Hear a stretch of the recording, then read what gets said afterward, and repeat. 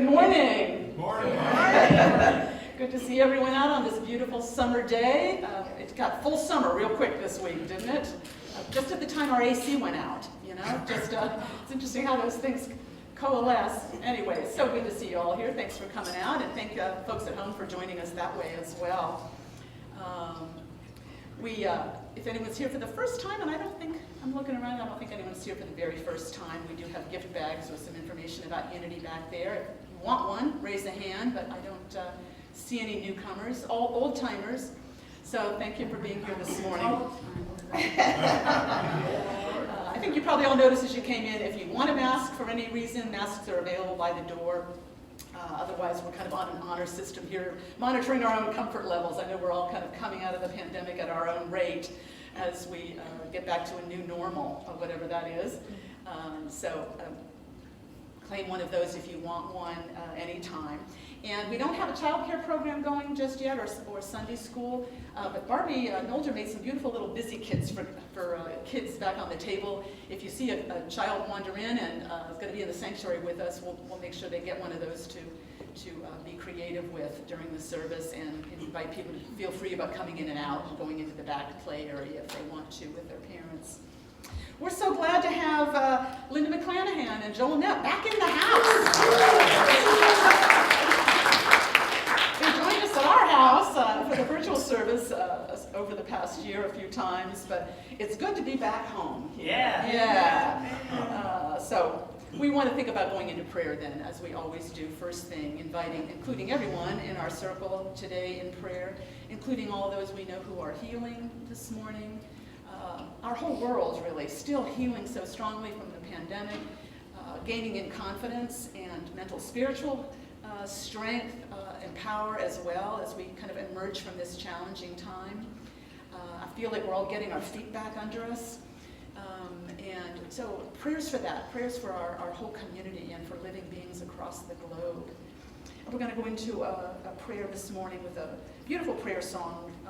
I've heard Linda and Joel do so many times, I just love it. So. There's a healing love.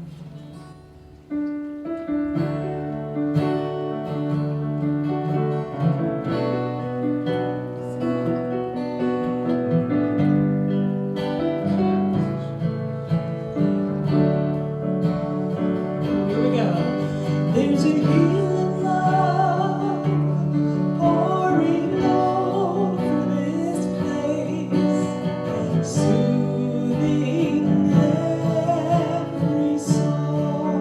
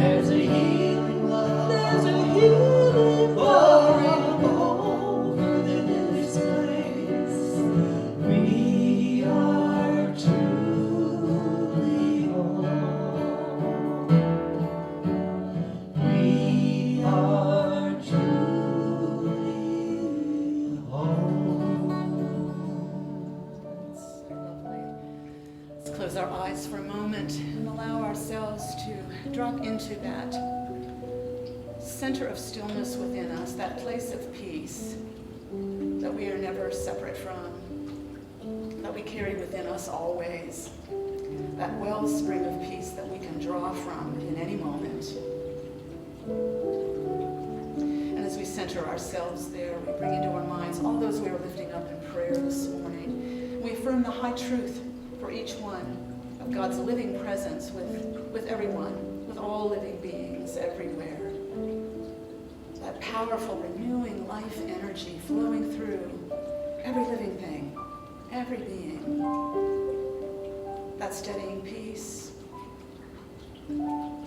that freedom, that joy, that wholeness that God is pouring into us, and we receive it. We see each other receiving it. We see living beings across the globe receiving that inflow of God's great power and presence, God's wholeness and peace. We know this truth for ourselves, for all those in our community this morning, for living beings everywhere. And we are grateful to know God is with us now and always. And so it is. Amen.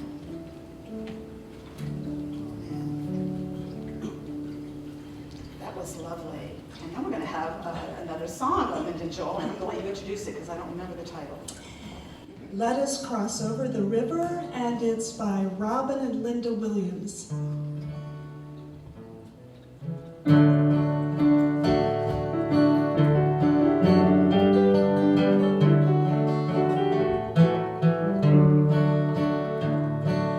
Let us cross over the river and rest in the shade of the trees. I would abide where angels fly with glorious ease. From the misery of temptation, I am already free. Let us cross over the river and rest in the shade of the trees. I know the wheel is turning, the shell returns to the sand.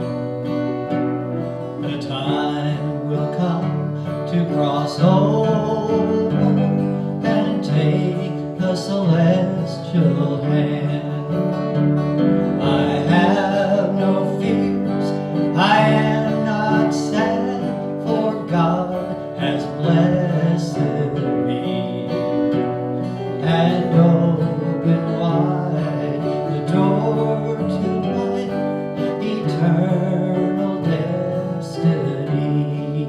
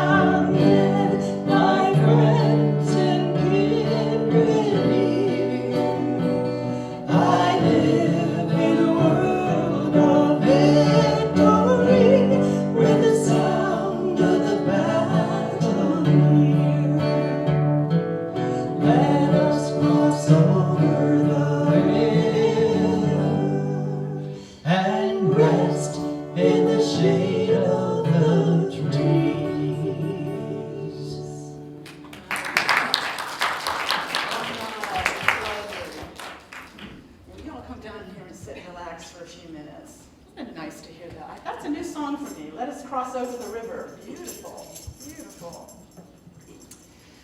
Well, I don't know about where you've been drawing your inspiration from lately, but for me, it's been looking down. It's been out of the earth, it seems like. Inspiration coming from every direction in that way. And maybe it's been triggered by the cicada emergence, of course, which are everywhere where we live. Our trees and shrubs were just drenched with them as they came up, like covered with them. And you're good.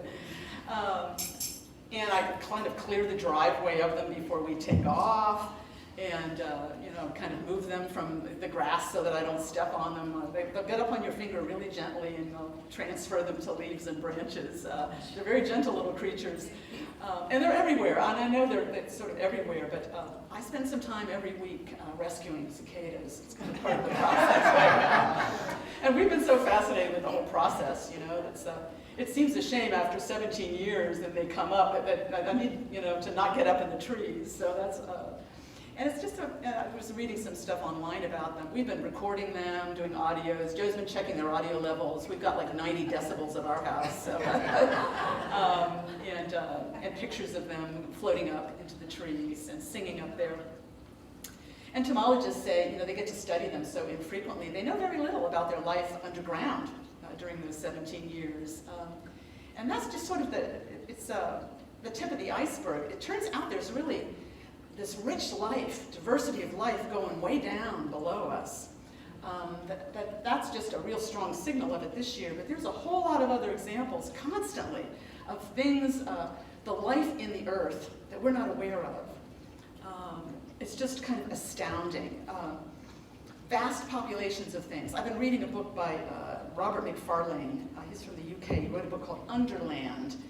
And he talks about this. He's sort of an expert on this diversity of life beneath our feet, which we don't see. He says, we walk on this thin crust above a raging space of life and matter, and we know nothing of it. He says, we look down and we can't see beyond the grass or the tarmac. There's an entire ecosystem down there. He says it goes down 7 miles or more, and it's incredibly diverse. He calls it a deep life ecosystem beneath our feet. Every day of our lives that we know nothing about and not even aware it exists. I think that's fascinating. And of course, then when I start getting fascinated about something like this, then I start bumping into other examples of it everywhere. Do you find that happens?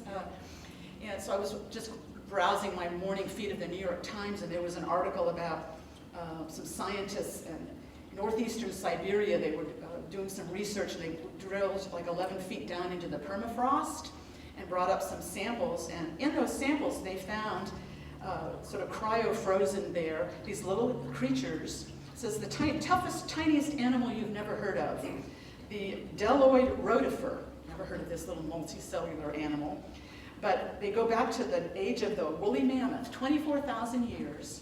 It's been frozen down there. They brought it up in this section of permafrost and revived it, came back to life, and reproduced. There's astounding life down there, and it kind of blows your whole sense of where life dwells and what the possibilities are, and even time. 24,000 years and something still alive from deep under the earth. He's right. There's amazement of life everywhere beneath our feet that we're not aware of. And we're all connected. We're all connected with it. That's, to me, seems like the curriculum of the moment. I was talking last week about how this is a time of graduation and commencement, and there's like a new curriculum we're moving forward into now. And what is that curriculum? Coming out of the year we've had, I think there's some new growth going on for all of us, and we're all kind of sort of figuring out for us what that new curriculum is. How are we going to deepen ourselves and grow more now? What lessons are we going to bring with us? And I think one of the big ones is maybe the big curriculum of now is we are all connected. We are entangled, is a word Farlane uses. We can't do one thing and not impact others. We can't take care of only one person's health or one country's health and ignore all the others. We can't damage the earth and not damage ourselves. and our foods, and our birds, and our flowers. Everything is interconnected. Life is entangled, and it goes way up and way down, much farther than we realize. To me, that's like the curriculum of now that we are maybe beginning to get, and I think we'll be growing with more and more. It's an old teaching, interdependence, lots of different words for it. It's very big in Buddhism. Any of you who have ever done any Buddhist studies, they talk about it as dependent origination. We're all dependent on something for our origins. Interdependent co-arising, or Thich Nhat Hanh called it interbeing. We all interbe. We're all connected. There's an old poem, John Donne, I think, no man is an island. Not one of us can live and thrive separately, just like everything else on the earth. And we're beginning to learn that. I think we have this in Christianity too, in the old scriptures from the Old Testament. I think there's a lot of texts there about how we are to be, our role in creation is to be good stewards of the life on the earth. I love the old Noah's Ark story, which you can read in different ways, but to me that means step up to your responsibility, bring them all with you to help all to survive. Stewards of the earth and its creatures and its flora and its fauna. So it's an old teaching, this interdependence, but I think we're getting a crash course in it now. Don't you think? After the past year, if the pandemic has taught us anything, it seems to me it's that we are all interconnected. We need to take care of each other. To stay healthy and well, we have to all be there. We all have to be paying attention to that, not just me and mine anymore. All of us, all of us. So I think we're discovering these kind of things in a new way. I love that word discover. I just learned recently, I was looking it up, and it means to, one of the meanings is to reveal by excavation. To bring something up from the depths, like something that's covered and you discover it, you bring it up. I think we're discovering a lot coming out of this year about the way in which everything is interconnected. I stumbled on another phrase I thought was fascinating in this McFarlane book. He was talking about the wood wide web. Have you heard that phrase? Not the World Wide Web, where we're all interconnected in terms of data sharing, but the wood wide web. And this is talking about vegetation and trees and roots and fungi and mosses and all kinds of fascinating research being done about this. So he was talking about how in forests and trees we tended to regard things like fungus and mosses as like parasites, kind of living off the trees and not essential to the tree's growth. It turns out they are essential to the tree's growth and in fact facilitate intercommunication for them. It's astounding. These fungi plug into the roots of trees and then into other trees. They lace the floor of forests, these fungal networks, so that the trees can talk to each other, says this forest ecologist. And only in the last 20 years have ecologists been tracing this, these fungal networks that lace woodland soil, joining individual trees into intercommunicating forests. Wow, we are all connected. The trees are all connected with the moss and the fungi, and they're communicating and sharing nutrients. A lesson for us there, don't you think? We need to be doing the same thing. We're part of the global forest, it seems to me. We need to be sharing our resources and nourishment and support as the forests do. That definitely relates to us, these teachings, and they're coming up for a good reason. We need to grasp this curriculum more and more each day, I think, and let it inform how we treat the earth, how we treat the creatures of the earth, the other species, how we treat each other. We're all interconnected, like the fungus and the trees and on the wood wide web. That's a fun one to say. Would you join me in that? Wood wide web. Yeah, that's it. We're kind of a part of this wood wide web in some way. If as stewards, certainly, every one of us. There's a lot of, and the impact of this isn't just in terms of benefiting the earth and the vegetation and the wildlife, but also us. There's some research being done, I think is fascinating, in hospitals about how exposure to the natural world aids our healing. they did a simple kind of a study in a hospital, but they determined that people who could look at a tree outside their window in a hospital healed better, and their outcomes were better.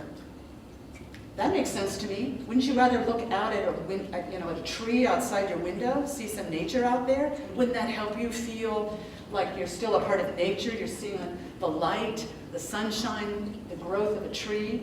They were measuring definite improvements in healing with people who had a tree outside their window. Last time I was in a hospital, I don't remember having an opportunity to see many trees outside windows. Did you? In fact, and human beings have trouble with that. I remember when my mother-in-law, Irene, was in the hospital for a while. After a few days, what do they call that kind of dementia? It's hospital-induced dementia. From no exposure to the light and the dark and the rhythm of life. They don't know what time it is, but they don't know whether it's day or night because there aren't windows, and they're taking medications as well. That certainly does not improve outcomes. That makes outcomes worse. That makes healing harder. If you can see the light, see a tree growing outside your window, healing improves. What does all this tell us? To me, I think this core curriculum is that we all live in a state of entanglement, which is a word I stumbled on in McFarlane's book on Underland. It's more than connection. It's more than we just have a relationship with and we should care. It's that we are deeply entangled, just like our forests are, just like all of us as individuals, but also with the earth and with the life on the earth and the rhythms of nature. We are all entangled, and we need a deeper awareness of that and make decisions from that awareness. So that's kind of what I thought, what to do with that in recognizing this idea of our entanglement. It's like, how do we work with that to improve our lives, our state of mind, our healing as we emerge from a difficult year? So I thought that these are the basics. One is just to recognize the new curriculum. For me, at least, this really resonates, that this is the curriculum of now, of the moment. Let's really remember this lesson from the past year and what we're seeing all around us, and our scientists are discovering in the earth and in the permafrost and in the forests. We are all interwoven. We are entangled as life forms. Not one of us can just take care of me and mine and I'll be okay. No, we need everybody, and we need the earth, and we need the diversity of life that goes up farther and down farther and wider than we can imagine, and interconnects in more intricate ways than we can imagine.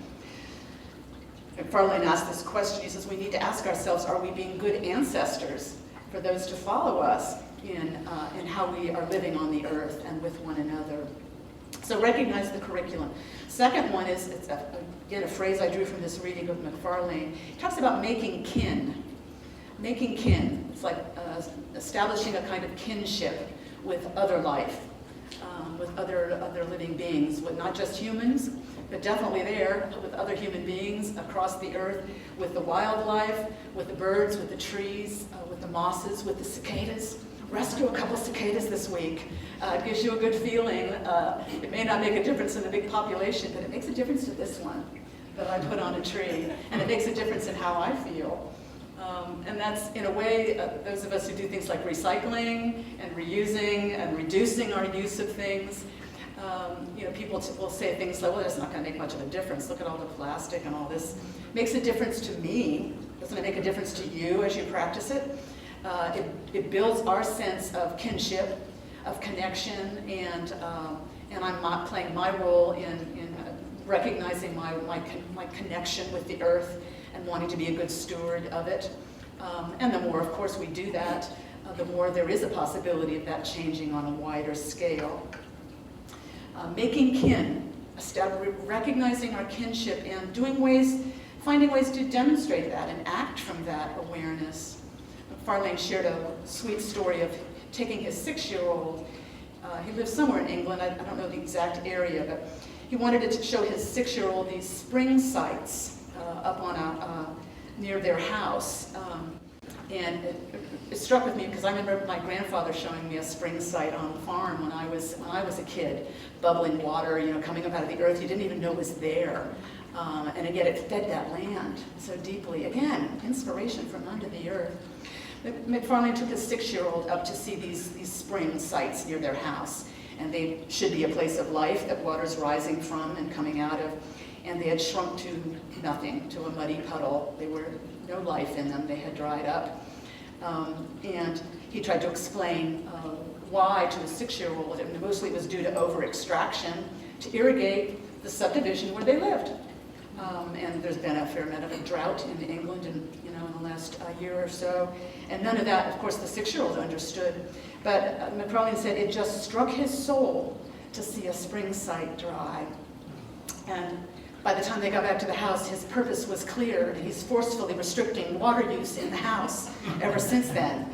And I just love that, because I thought there's, I think, a way in which children, all of us as children, really recognize our kinship with animals and with insects. We don't have this aversion and separation. There's a kind of an interest and a curiosity and a connection with the living world all around us that I think children, it's innate to them, but it kind of drifts off as we get more culturated, if that's a word. I might have just made that up. So I thought, well, let's take a lesson from the 6-year-olds, and let's remember our own, souls going back to when we were children, and develop a greater sense of kinship with all the life around us, and become, step up to our role as stewards of creation, and as participants in it. We're entangled with it in every possible way. So what can we do to live in greater harmony with creation? That's what that's about. Making kin with creation and finding ways, little ways to practice that each day. I think it often comes down to small choices. So that's the second one. Recognize the curriculum, make kin wherever you can.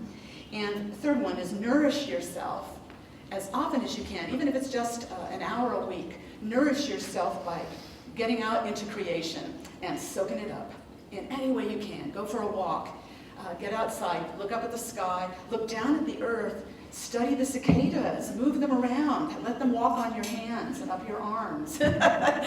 Do anything that gives you a sense of wonder and nourishment. McFarlane said, I think he was quoting John Muir, the famous guy from, he's got Muir Woods out in California I remember going to.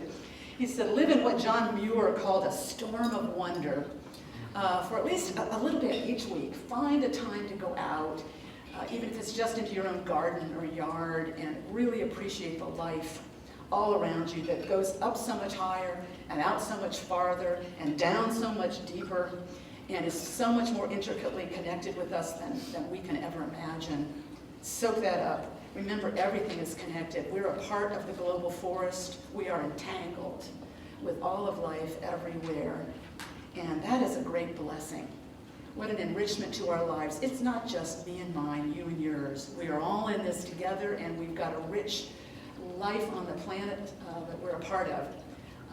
So let's take that into a closing prayer, if we could. Just close our eyes for a moment and feel the truth of this idea that we are entangled with all of life. We are interconnected with life everywhere across the planet, this amazingly made creation, full of miracles we can't even imagine, we can't see below our feet, miles down, miles above our heads, connections between us like the trees in the forest, so much more deep than we can imagine.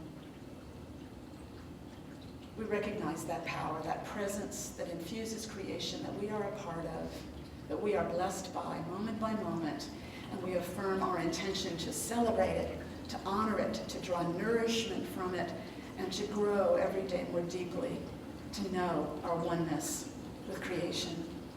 Thank you, God, for your guidance in this moment and always. We are grateful, and so it is. Amen. Amen. All right, we get to have another song in a moment. So come on up, and as always, we welcome your tithes and offerings. We're not passing the baskets around the house right now, but there's love offering baskets on the table back there and one on the table back there. We're so grateful for your support.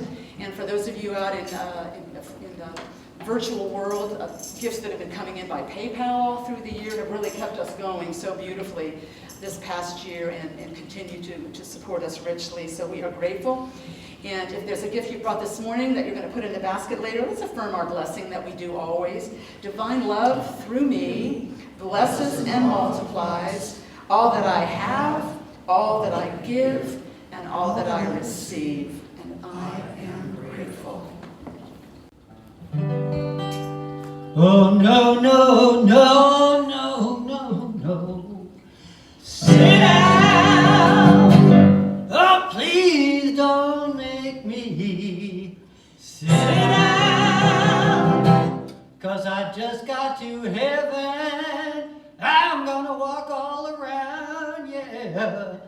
Sit down, son, and rest a while. Sit down. Can't sit down. Can't sit down. No, can't sit down. No, I can't sit down. No, can't sit down. Can't sit down. Just got to heaven and I can't sit down. You can talk about me, that's what you please. Sit down, servant. The more you talk, the more I'm gonna bend my knees. Sit down, servant. I'm on my way to heaven to tell my story. Sit down, servant. Gonna walk all over and shout in glory. Sit down, servant. Can't sit down. Can't sit down. I can't sit down. No, I can't sit down. Oh, can't sit down. I don't wanna sit down 'cause I just got to heaven and I can't sit down. Now when I get to heaven, I'm gonna shoot. Sit down, servant. Gonna walk all over, shouting the good news. Sit down, servant. Gonna march to the throne and lay me right down. Sit down, servant. Gonna show everybody my brand new crown. Sit down, servant. Well, I can't sit down. No, I can't sit down. I can't sit down. I just can't sit down. Can't make me sit down. Don't wanna sit down. Just got to heaven and I can't sit down. Oh, help me. Sit down, servant. Sit down, servant. Sit down, servant. Sit down, servant. Well, I can't sit down. I can't sit down. Can't make me sit down. Can't sit down 'cause I just got to heaven and I can't sit down. Can't sit down. Well, I can't sit down. I can't sit down. Oh, can't make me sit down. Well, I just got to heaven and I can't sit down. Just got to heaven and I can't sit down. Just got to heaven and I can't. So I can't sit down.